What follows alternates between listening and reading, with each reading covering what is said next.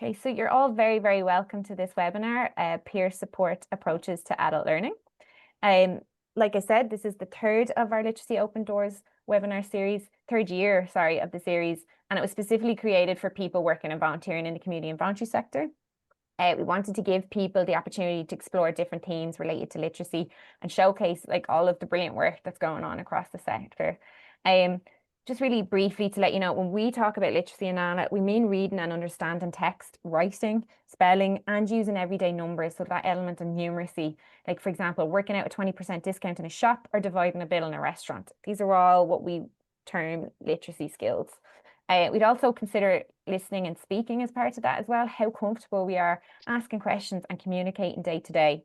I suppose we've learned over the 40 years of NALA that confidence is also that key ingredient for strong adult literacy. We all have spiky profiles. That's what we call it when it comes to literacy. It means that we might be comfortable with reading, but not so comfortable with writing and spelling. You know, we have different, I suppose we're all different with all the variety of skills in that bucket of literacy. Something you might hear from us in NALA is the phrase unmet literacy needs. We don't use the terms literate or illiterate because our literacy is not black and white. It's rarely all or nothing. And sometimes, of course, the word illiterate has been used in the past to dismiss or disqualify people's knowledge and experience if they're not confident or wouldn't be reading and writing. So we always have this phrase, a beginner reader is not a beginner thinker, and to just be mindful of when we're looking at this area of literacy that we don't, I suppose, you know, disqualify or think differently of people because maybe they didn't get their education attainment or they don't have their confidence in that in literacy. So today's webinar is all about the power of peer support and the important role it plays in adult learning. And this would be especially true, of course, if someone is an early school leaver, they had poor experiences in education when they were younger, or just not confident in their reading and writing today. So we have really two wonderful projects that are sharing their experiences around peer support. Two organisations you'll hear from are, first up will be Laois Traveller Action Group, and they provide primary healthcare programme and community development programmes to travellers focusing on education, mental health, substance misuse, housing and traveller rights. And then the second project you'll hear from today is Ballyfermot Star, and they provide a non-judgmental support, guidance and education to individuals with problematic substance use, their families and the community. So I'm going to hand over first to Jules Fitzpatrick, who is the Community Development Worker at Laois Traveller Action Group, and Maria Donoghue, who is part of the Women's Group in Laois Traveller Action Group. So over to you guys. Hi, how are you all? Thanks for coming on this morning. Yeah, I'm Jules Fitzpatrick and Marie Donoghue is here with me today as well. She was one of the participants in our programme. So look, just going to try and keep it simple today and not try and overcomplicate because you know, I think that that's the kind of crux of the importance of the project that we done was that it was quite a simple idea and it was just able to meet the needs of like the ladies in the group that were involved. So we embarked on a cookbook programme. It was called The Boers and Lakeens, Then and Now Cooking Through the Years. And it was a celebration of traveller culture, identity and learning. That's our lovely book. If obviously if anybody would like a copy, we do have some extra ones. You can pop your name or whatever in the chat. I don't know if Dave can facilitate that. It's quite good to see it as well if it's something that you would like to replicate, just to see it, because when we were embarking on ours, we saw someone else's project, you know, brought to life, and it kind of gave us loads of good direction and loads of great ideas. So we were funded by the Adult Literacy for Life programme, and it was the Innovation and Collaboration Fund, which is a great fund because there is, you know, there is good supports available there, and we were able to apply for, you know, we were able to plan our project and put down exactly what we needed to meet the needs of the project and apply for that. And it was quite, you know, comprehensive in that it took all of our needs into account. And obviously all the things that we needed to make the project, you know, a great success. You know, we weren't cutting corners and, you know, trying to, you know, do things on a whim or do things on the cheap. We knew we had the money there every week to, you know, run our classes and do our cooking and trial and error, try things out, which was really a nice kind of comfort as well, especially when you're trying to make a project turn out really nice for the participants involved. So we'll move on to the next slide. It's just a picture of most of the women that were involved in our programme. That's it there. That's just most of the ladies. There was a couple of ladies couldn't make it that day that we tried to just get the group photo. But there was a great bunch of women, and I think what I really enjoyed about this project more than other projects that we've done in the past is that everyone stayed engaged till the very end, which I think is kind of testament to, you know, how enjoyable the project was and just what all the ladies and the group were getting out of it. You know, everyone stayed going, and even we ended up doing 3 or 4 times the work, not to put you off, that we had envisaged that we would do. And everyone just kept ploughing away at it because the passion was, do you know, the passion was there. So, yeah, we might just move on then, Dev. So when we set out to do this project, it was like we'd worked with this group of ladies for quite a long time. They're quite involved in the community development in LTAG, and there were ladies that had done so many different pieces of work over the years, but they loved the cooking, and they were saying, can we not do something with this where we can take it to the next level? So that was where we kind of thought, do you know what, maybe we could, you know, we could look at a project where we could all help each other and we could focus on, you know, literacy, but in an indirect way where it's natural and it's quite organic. So I suppose the aims of the project really were to celebrate and preserve the traveller culture of these women that were in this group for such a long time and were so involved in their own community, and were really passionate about their own community. Would that be right, Marie? Yeah. Empowering the traveller women by creating a supportive, like, learning environment for them. So just creating a space where they felt comfortable to ask for a bit of help, or where they felt comfortable to say, do you know, I'm not quite sure about that, because they were among their peers. So there was no, do you know, and they were in a space that they felt happy coming to, and, you know, the supports were there. Obviously, it was a collaborative project as well. I should have mentioned that. Between ourselves and the community education department with the local Laois Education Training Board, LTAG, and they provided us with tutors for the cooking aspect. So they worked with the women on all their kind of pieces of work. And then we had another guy who kind of helped us. Like, we done all of our content for the book. Every piece of content that was written was done by this group, but he just made it book worthy.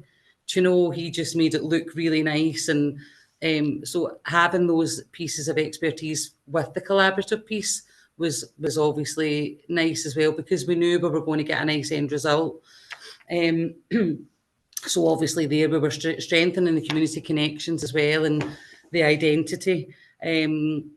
You know, letting the ladies were out in the community. That we used the Laois Partnership Kitchen, so people were coming in and asking, what are you doing? That smells really good. What are you working on? And we were kind of sharing and planning our launch of our book with the library, with the literacy week, and, you know, we were in the local theatre. We just done loads of different things around the community that at that time to keep us connected, which was really nice. We were aiming first and foremost was to enhance the literacy, numeracy and the digital skills amongst the participants. And then the most important element, I certainly feel, and I think Marie is agreement with this, it was to encourage the peer support within the learning environment. So, like, really this project was a success because the ladies that were involved supported each other and they learned from each other. You know, they weren't sitting in a classroom where someone was saying, learn this, learn that. They were it was a lovely environment, helping each other and asking for help, Marie, when they needed it, you know, and being comfortable to ask for help, which was just lovely as well. So, Dev, if we can just move on to the next. So obviously that's Bridget McInerney there. She's one of our older ladies that was involved in the project, and she was just an absolute wealth of knowledge, and the stories and everything that she was able to share were just brilliant, Marie, weren't they?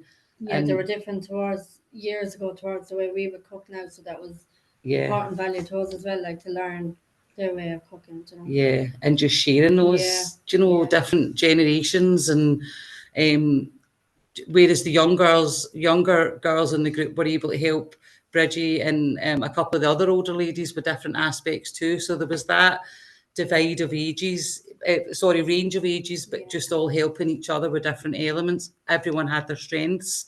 So, just tapping into everyone's strengths and using them to like a really good, getting the best out of it. So objectives really were just to document and try traditional traveller recipes and modern recipes today. We wanted people to take the book into their house and be able to cook things in it, not to say, oh God, that was done 30 years ago. We can't do that now. We can't cook on an open fire on a stove on the side of the road, like what travellers done in their heritage, So we wanted to adapt everything, didn't we, Maureen? Kind of, but keep that as well, adapting the recipes for use today, fostering practical literacy and numeracy skills through like the recipe writing.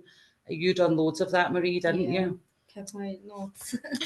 Marie always had her notebook, and she was always like, oh, we can make that simpler, that recipe simpler.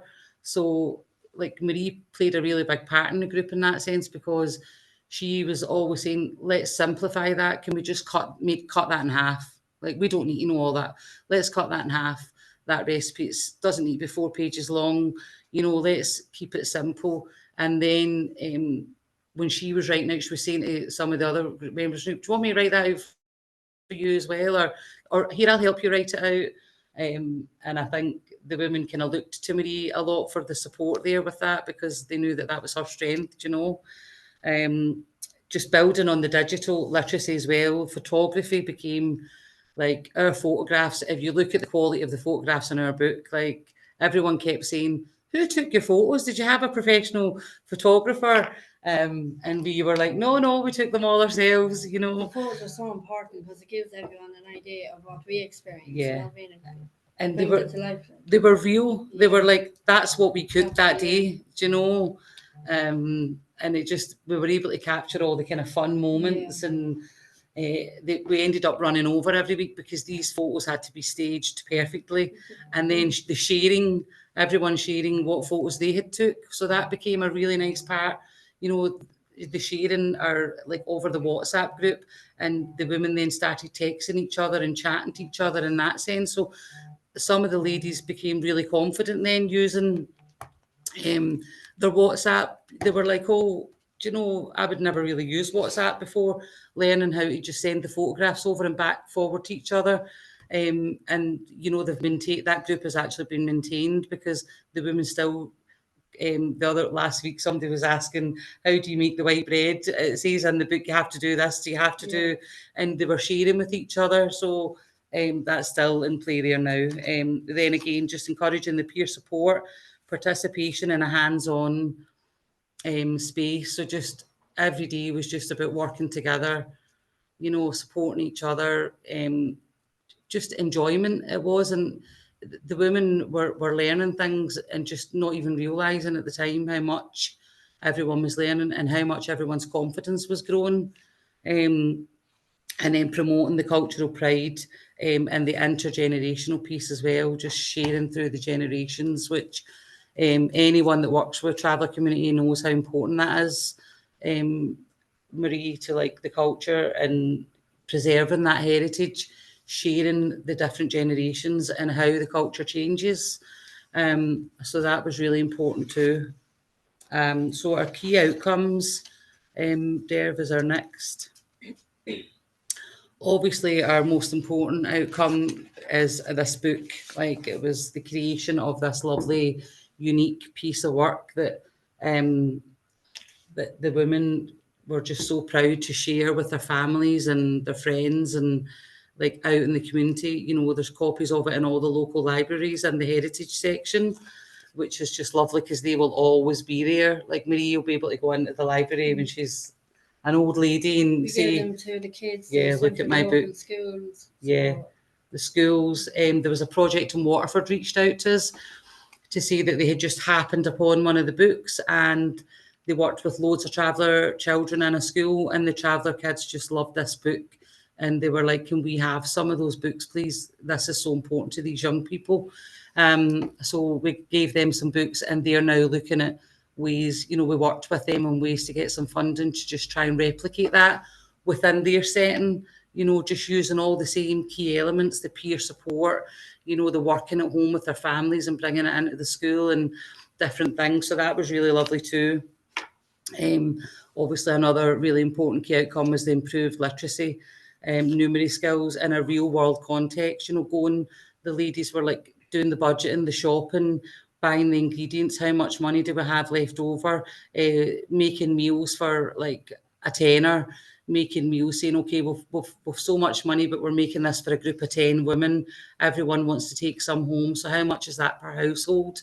So many little things. I think every day was a learning day, like budgeting and doing the menus, like it was a learning day. Absolutely. And just things that you use in everyday life, but just having more confidence to do that. There was one of the the oldest member of our group. She's in her kind of late 70s, and she was saying, oh, I can go home and cook this now. I've always wanted to do this. And I go into Duns and I get that, her confidence just grew so much. Something that she would have kind of done all her life, but she just felt so much more confident in it, There was also then a great emphasis on the role of the peer support, and how important that is within our group and this group of women.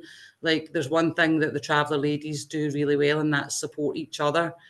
And that was just so lovely. Like, the group was just fabulous. And the trust, it was just great support all around. Yeah, the trust and just working together, and getting to know each other really well. Different families, sharing stories from years ago, and the laughing of the sharing those stories. Some ladies were saying, well, I want to tell a story, but I can't write it down. So we were voice recording and then having to listen back to them and like crying with laughter, at some of the stories, and it was just so like enjoyable in that sense as well. Strengthening the community ties, increasing the confidence among the participants. Like, by the end of this project, everybody's confidence was just it's immeasurable, the impact it had. Like sharing that with your family and your children and saying, I done this, was just so... Yeah, it was a proud moment because it was just like an idea that actually just came to life. Yeah. We have the book there now. Yeah, and the kids just loved it, didn't they? They were just like, oh, my mammy, I took this into school, and can we have more copies for our teachers? And it was just so lovely, a positive impact on the children and the community and everything like that as well, because it's just something that can be shared like down through the generations. And we're still sharing it.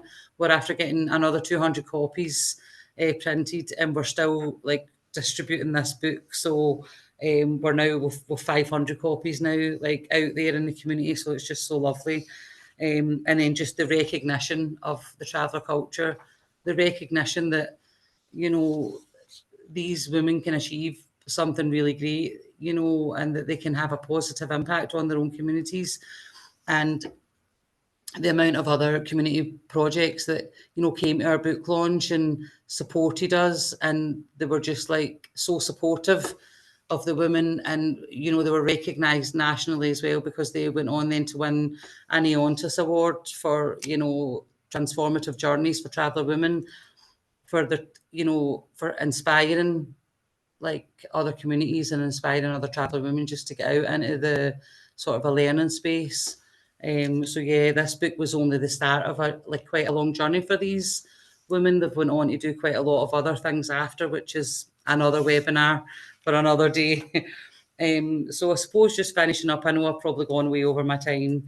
Just the key points really for me as a facilitator, just to share. I think I've probably shared them all anyway. Dev, in the next slide, was just that applying for the Innovation and Collaboration Fund was just a great pathway for us. So just finding a funding stream that can support your project. There are funding streams out there, and literacy is such a big talking point at the minute. So, you know, jump on that bandwagon and share. There's a few more of our women who were involved. That's Bridget Donoghue at the front. She was just fantastic all throughout the group, and she just loved every minute of it.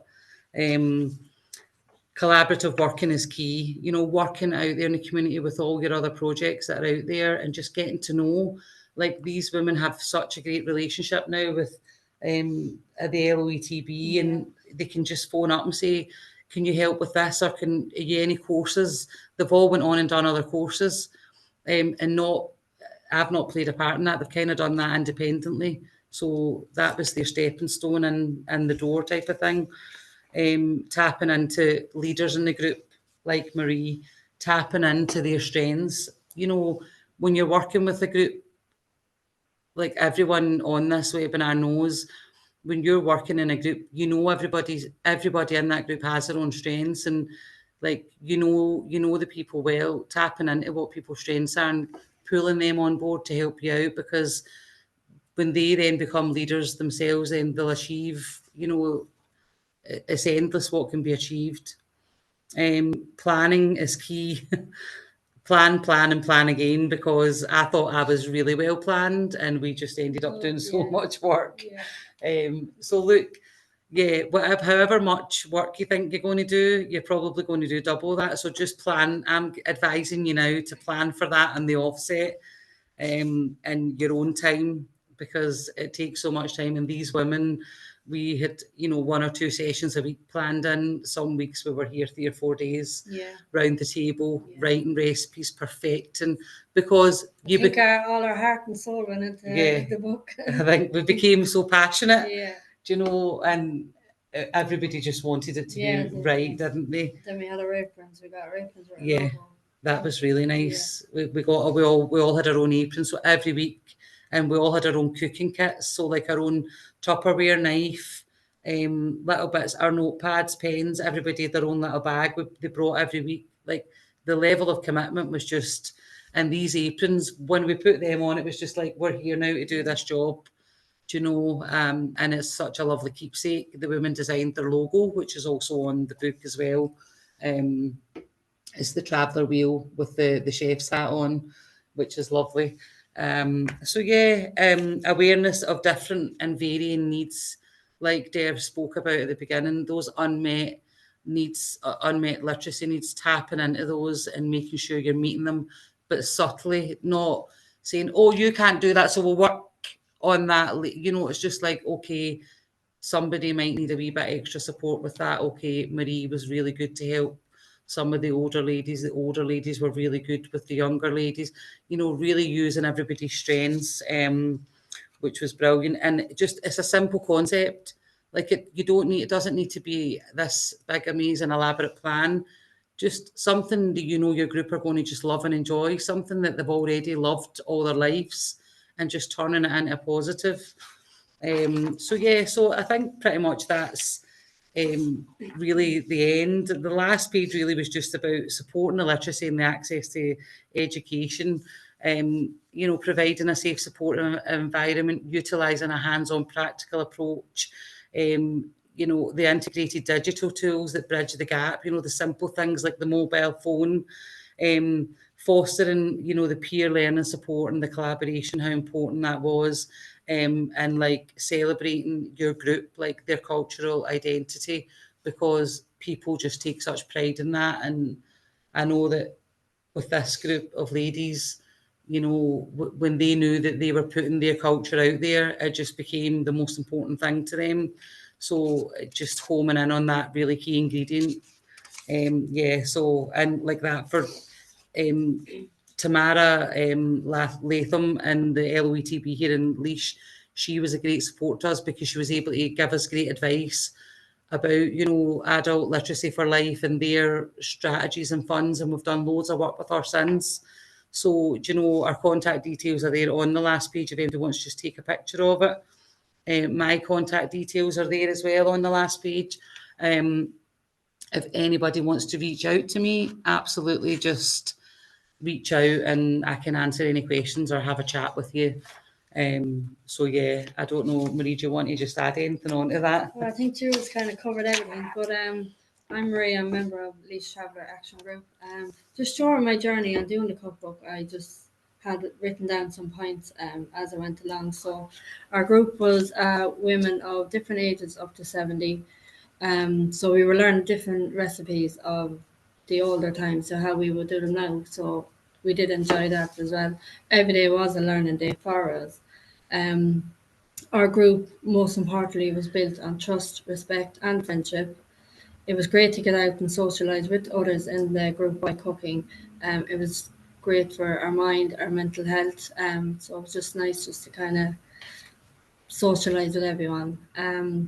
Our cookbook is a tradition that we can now pass down to our kids. It was passed to us, so we can pass it down to our kids now.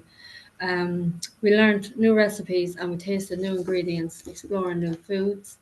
The group came together as a whole, so we were like a little family all together. So, and I was just proud to say that it's ours now. We did it, and we did our own cookbook. So, every day was a learning day for us. So, it was yeah. like myself as well, Yeah. as a facilitator. Yeah. Like I learned so much from this project. You know, just it's immeasurable. I suppose every project like that you do deliver, you do learn things, but this one really, you know, just took that kind of, as a facilitator, you know, taking a step back and being able to watch, you know, things from a different point of view. I think when you have the collaborative support as well, you're able to take a bit of a back step. And we had great support yeah, from LTAG, LOETV, our cooking tutors. It was just all around great support. Brilliant, yeah. And just like even like the cooking tutor, she just loved this group of women, and she became so invested. And she was like, let's set up a camp and cook on the stove and let's reenact that. So you know, comfortable around doing it. And she even brought back to life. She was bringing back to life things that the women might not have done for years. And she was like, let's try that. Why not try it? Let's see, does it still work in the house on the cooker? Do you know? So, and they did work, like they worked really well, and it's all captured in the book. So it's a pity we're not selling the book, because I think we've done a good job of selling it. But yeah, no, thanks, Marie. Appreciate that. Yeah. Oh, any questions? I think maybe we're going to be at the end there, aren't we? Thanks so much. Thanks for listening. I felt like that was a lot now, but that was amazing. It was a really full picture you painted there, both of you, of everything. And I was really struck, Marie, by what you said about like trust, respect, and friendship. Like, you know, if every group had that, you'd be onto a winner. Like in community development, like that really is where it's at. And I think it's always I think something like we were discussing last week as well. Sometimes you just have to throw your plans out the window as well. You know, if things are going good, say everyone's into the photography and that seems to be bringing everyone together, then it's like, okay, let's do that. This is good. This is working, you know, and being led by the process. And it's difficult to do sometimes, I think. You know, if you have a project plan, you're like, we have to do this on this day and this on that day. But when and then you have the budget as well. You're like, hey, we have a budget. We need to stick to this budget. You know, I was sweating in the background. But you know, we managed like that. We went off plan, but we kind of stuck to that core, you know, and the timeline. You know, we had the I forget his name now, that was helping us. Oh God, that was helping us with the content. And he was like, we have a deadline, you know. He writes for the newspaper and all that, so he was like, deadline, you know, we can't go over this deadline. And we were sweating, going, oh God, this deadline. But look, all these things keep you on track, you know, which is really important as well. So thanks. Well, thank you so much. And like Jill said, we will have time for questions after our other speakers. So I will hand over now to the Ballyfermot Star. And as I said there, we are joined by Julie O'Callaghan and Karl Martin from Ballyfermot Star. And in addition, Will Shannon, who is a CDETB, City of Dublin Education and Training Board tutor, who also worked on the Boxing Clever Ballyfermot project. So I'll hand over to you guys now and I'll do your slides. So just tell me when you want me to move on. Hi, we're having a little bit of trouble with sound. Is there an echo? No, you're fine there, Julie. Okay, great. My name's Julianne and this is Karl. We were a part of the first Ballyfermot Boxing Clever group. Sorry, I just want to hold the mic 2 seconds. That's a bit much. There we go. So we're going to talk to you today about the Boxing Clever program that we ran as part of Ballyfermot Star and was funded through the Adult Literacy grant. Give me 2 seconds. Sorry, I'm having a few technical difficulties here. No worries, take your time, Jules.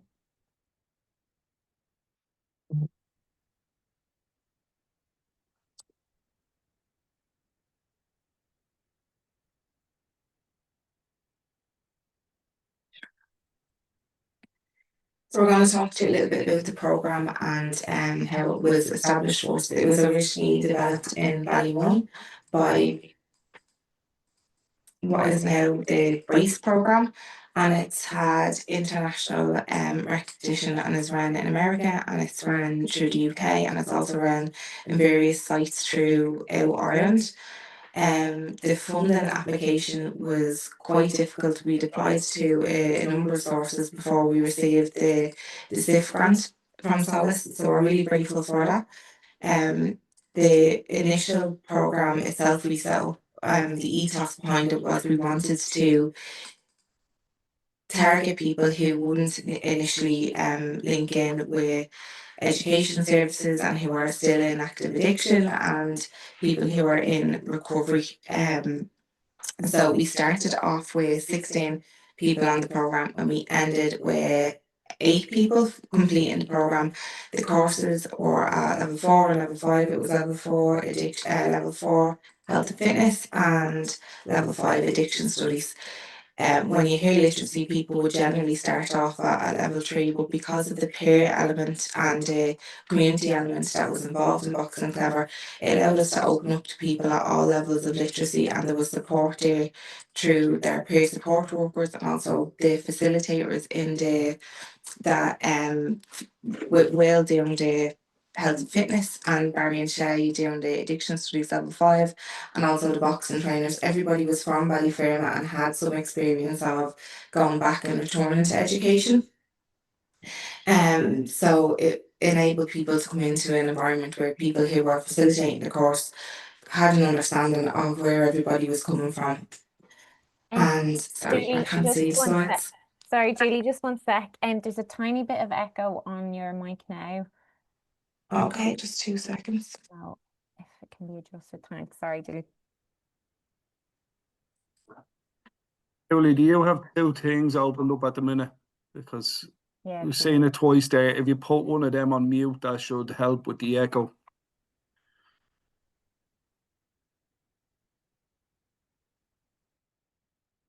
Thanks, Phil. There's still an echo? I think it sounds okay now.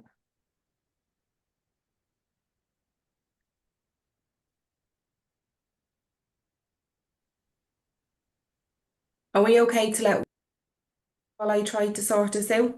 Of course, yeah. Like have no sound now. Will, do you want to hop on there for a second? Yeah, okay. I might get you to skip forward a few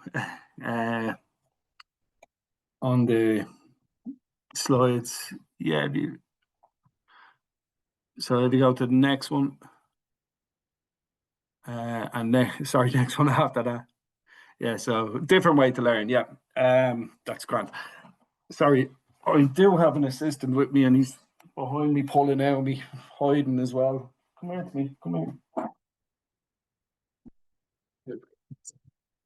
Yeah, so just on the learners themselves. So, you know, some of them would have had negative learning experiences through school.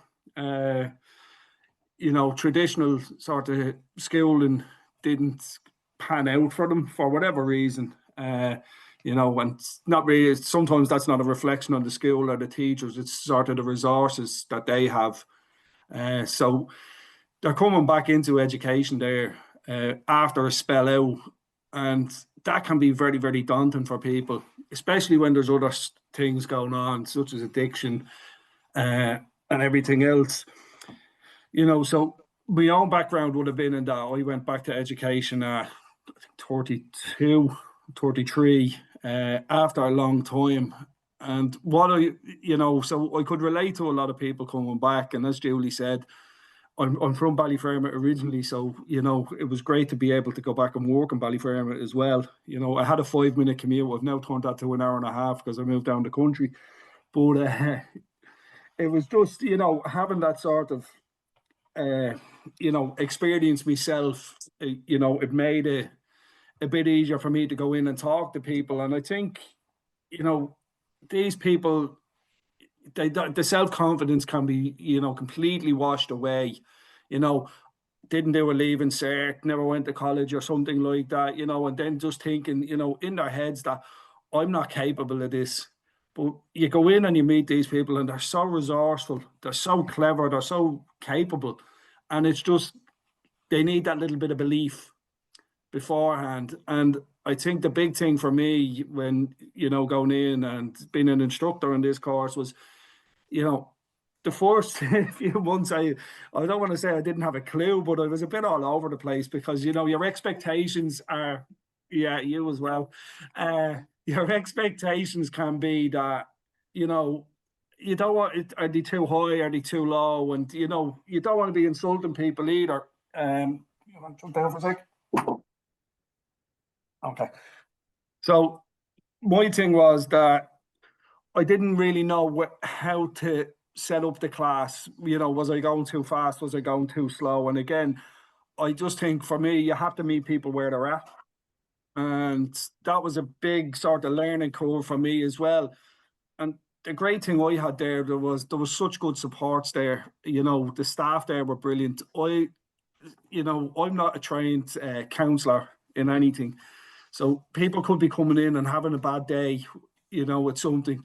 And the great thing with sort of Julie, Karl, Barry, Shay, Sheila, everybody there was that they'd usually spot that before they've even came into the classroom with me. And, the resources there and the support there was really good.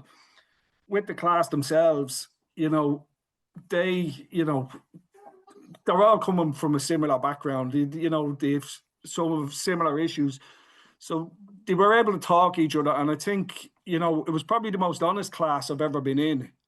Everybody was completely honest, but everybody sort of respected each other's boundaries then as well. And, they just, for me, it was brilliant because they all really gelled together and they were so supportive at the start. And then it was a nice safe space. I think up in Ballyfermot Start and Railnewood there, it's a really, really nice safe space for people. People can come in and they know that there's not going to be judgment. If they've had a bad day or, things haven't gone right in their recovery, they're not coming up there and being judged, where they probably don't have that experience outside of here. They probably didn't have that experience in school when they were growing up. So, it makes it a bit easier for them that if they do drop out, of a class and they're not there for a couple of weeks, that they know they can come back.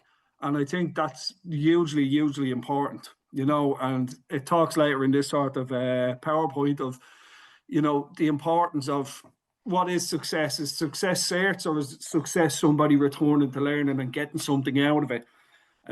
Here, you take me notes. But it was just with that, like the quietest people in the group, started to find their voice. And for me, that was a massive thing. And one of the best examples of that was, I won't give the lad's name, but he came in sort of late to the level 3. He turned up. He was there every week and he got the work done. We got everything submitted, which was excellent. He went on to the level 4 and he started to become a leader in there, from sitting there, not saying 2 words, to helping lads out and saying, no, just, stick this out and you just need to get this bit done. And, when we were organising the paperwork at the end, he's going over and checking that everybody has everything. And it was magic to see. And then he was going to the game last night. He was telling me, I need to leave early. The game's on tonight. And he's working there. And that's fantastic. And that was just sort of, I think, the power of all the work that's going in, all the work he's putting in, but all the work that has went in from the staff there in Railnewood too, has been absolutely fantastic to get him to the point where he's now out you know, and he's coming in, the hair's cut, the beard's he's not like me going around like this. He has his beard trimmed and everything, you know, looks great. And I was like, geez, when he walked in, it's a different person, you know. But it was just that, you know, he you know, came on so much, but he didn't just come on so much by himself. He put it into other people then afterwards, and he, you know, they've all helped each other along the way. And you know, if someone was missing for a few weeks, they were welcomed back in without any. There was none of this. Where were you for 3 or 4 weeks? It was like back in. They know where they're at. So our approach focusing on sort of learning through doing, you know, and building confidence together. You know, a lot of like, I'm not reading it here saying the trauma-informed environment, you know, and it is really that, as I said, it's easy for me to go in there as an educator for, you know, 2 or 4 hours a week, you know, and then I can just walk out. Like the people that are doing a lot of the work are Karl, Julie, and all the other staff there, you know, and they're the ones that put that in place. And I think anybody going in sort of from an educator point of view needs to go in with the sort of attitude that they have to work with the staff in there. They really need to, you know, have good communication with the staff. They, you know, that's your support system. And you need that support system in there. And I think one of the biggest things I took from it is like, I've completely changed how I teach things.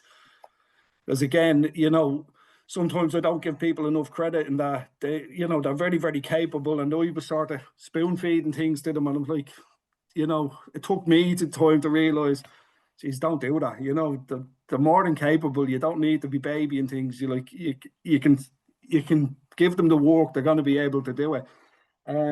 So again, it just, for me, there was a lot of learning in it. I think, you know, from probably one of the best experiences I have. You know, as I said, I come from a background where I went back to education. I had my own addiction issues. I've been to prison, you know, and it's, you know, I don't want to say that's a great experience because now I can relate to people, but, you know, it does give me a bit of an advantage there. But I think any background you come in, I just think having that bit of empathy towards people, and that's probably one of the biggest things, is having the empathy towards them, and, you know, bringing that into the environment as well, so that people have that with each other, you know, so that it's all approachable. It's not like someone's going to come to you and feel like, oh, I'm asking a stupid question or anything like that. You have to be approachable. And that's the biggest thing I took from it, is just, you know, meet people where they're at and just have the support system in place there as well. I'll let you go back to Julie there. She's probably saying to me, this fella's talking, he's going to take our 20 minutes up there. So I'll let Julie and Karl jump back in there. Well, thanks for jumping in there. I was having a mild breakdown because nothing was working properly, so you've probably got that at the end of it. I'm going to just jump back into the previous slides. You can probably see the Box and Clever tracksuits and everything that came with it. And just to explain the program as a whole, so it was a 5-day-a-week program, which is a big commitment for anybody who's jumping into education for the first time or coming back into education. 5 days is huge. In hindsight, the next time we roll it out, we will probably reduce that, just because the commitment itself is so huge. So once a week we'd meet in the gym. As you can probably guess, Karl done most of the meeting the lads in the gym part. It wasn't me. So with the Box and Clever package, what came with was a gym membership to the Ballyfermot gym, and they were great to us. They gave us that reduced rate, and the lads, most of whom for the first time would have had access to the Ballyfermot gym, and all the resources there, the pool, the equipment. The staff were great, they were friendly, and Karl went up with the lads who were nervous about going in for the first time, which was fantastic, because a lot of our lads, they would have hung around outside and wouldn't have felt like the gym was a place for them. And then we walked in the Cherry Orchard boxing club, and like that, the trainers were local to the area. And it was a new thing for the lads actually going inside the buildings, some of them for the first time as well, and stepping into the ring. And obviously coming into the classroom environment, will to do health and fitness level 4, and then doing the addiction studies level 5 with Barry and Shay. And looking at it from a literacy point of view, level 4 and level 5, they're considered quite high in the academics, but it's what most of the lads are going to need if they're going to go to college and they're going to be doing their college applications. So most people would say, oh, that's probably a bit too much for someone stepping in who hasn't entered the academic arena before. But for us, it was for the 20 weeks to be able for the lads to walk away with something that would enable them to move on to the next step of their journey. And I think that's what we have managed to achieve. And people came in with all levels of literacy, and what the peer element of support done there was enable people to come in even if their literacy wasn't strong, and for people in the group who have had experience of education before, for them to be able to support them in the roles and get them over the line along with the tutors and have completed certificates in level 4 and 5 now. So we have had 8 learners who have successfully handed in folders for health and fitness and for addiction studies level 5. But what I want to highlight as part of this program, we did say we started with 14 learners. We've completed with 8 learners.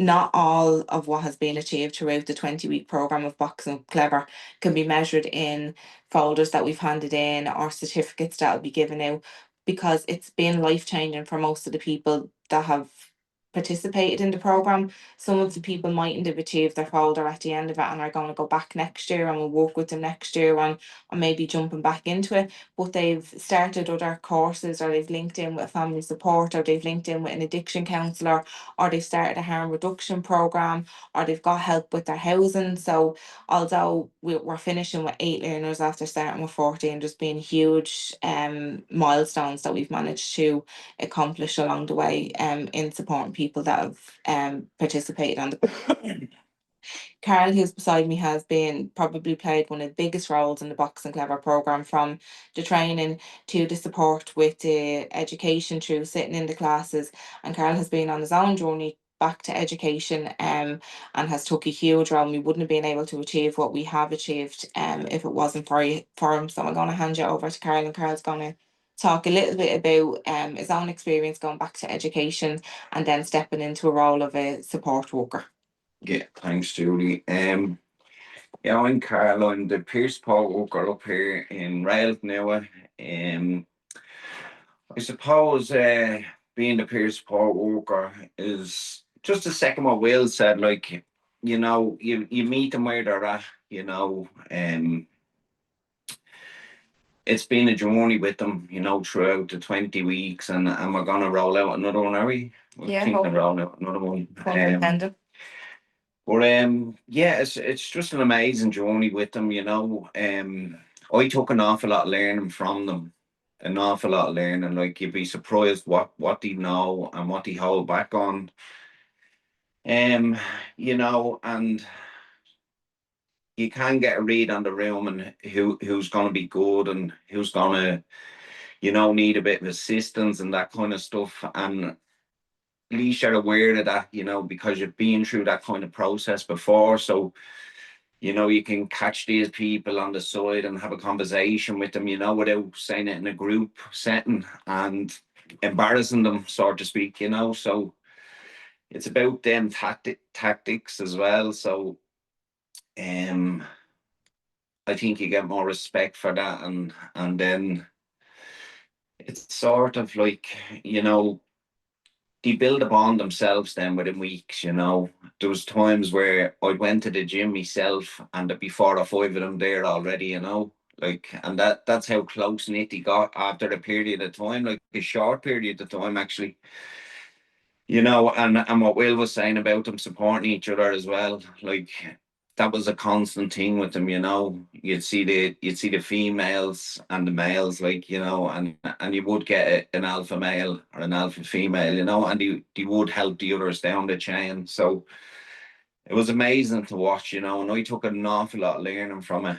You know, I went back to education, I think it was 2020, you know, and I'd done a psychology course and done addiction studies and, you know, key working care planning. I've done numerous courses, you know, but being a part of this, you know, every day and sitting in on it with other tutors, you know, it really gives you a good reflection of your own journey as well, you know. So Yeah, I don't know if there's any more I can say. I think the guys covered everything, you know. Is there anything else, Julie? I suppose to pay respect to everybody that's come through the program, because it isn't easy stepping in, especially especially when you're still in active addiction and you're trying to balance life and you're trying to balance recovery and you're trying to aim for some sort of achievement within that process. And as Will had said, it's a collective. Nobody does more on the program than the learners. But the supports there it's a wraparound supports. They have their addiction support through ourselves and Star. The tutors are coming in, we're supporting the tutors are supporting us, the peer support workers are coming in with a lived experience and having an experience that the guys can relate to as well when they're coming onto the program. And we're big on respect around here, and it's not one person standing at the top of the classroom.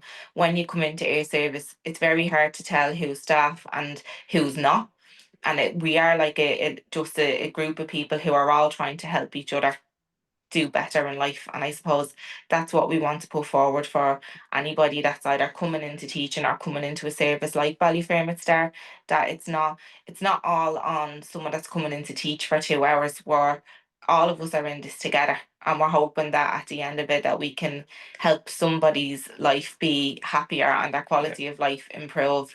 And it's not about trying to just achieve 20 folders in 20 weeks. It's about all the learning that comes along. We're lucky enough that we've had huge learning from the Box and Clever ourselves and from working with the lads and seeing what they can achieve in the classroom and outside the classroom. And we hope that anybody who's getting involved in adult education or going back to work with guys in a community setting like the lads we work with, you have to do it because you love it. It's not just a job, it's a vocation. And there has to be respect for anybody walking into the room as well, because it's a huge thing for somebody who's used to being outside a building to come into a building and then to open themselves up to supports. Thanks. Wow. Thank you so much. Will, do you have anything else you'd like to add in there, or? I think, Julie hit the nail on the head there. Respect for people coming in, is massive. If you have to sort of earn their trust in as well. But look, I think everything Julie and Karl talked about there, and Karl's role is so important in all of that. The peer support, it's really, really good. Like, as he said, he can, have a chat with lads outside, like have a cup of tea with lads, or be standing outside while they're having a smoke and having a yap with them. Massive, massive importance. And again, I think when people get that support and feel that support, they're likely then to do that for others as well. And, just look, it's a beautiful project. I absolutely love being there. So look, I'll leave it on that because I'll be waffling on for the next hour if I keep going. Thanks a million, Will. And like, Karl, I loved what you said earlier there about like people know so much and they're holding themselves back, when they have that all inside. And like, if you haven't got maybe people with that lived experience or who have been on the journey, they won't spot those things, and how those tactics you talk about, that sort of way of like pulling someone aside, or, like, it's so important. It's something that so many of us wouldn't be able to do or see, so Yeah. It's an amazing role that you played in that. Well, I suppose it is a sort of a key role, because I've been through it, and I can spar it, and yeah, it's just, it's a bond and it's a relationship, and it's, they feel safe then because they know, I don't shy away from my past or my addiction. So they feel safe and comfortable, they can lean on me, and we can go down to one of the rooms, we can have a cup of tea, or, just a simple chat and a couple of questions here and there, and they can lean on you, and that's the support of it all. But most of all, like, the learning you take from it, and the growth you see in them, like what Julie said, like the growth in them within that period of time, like, is second to none, like,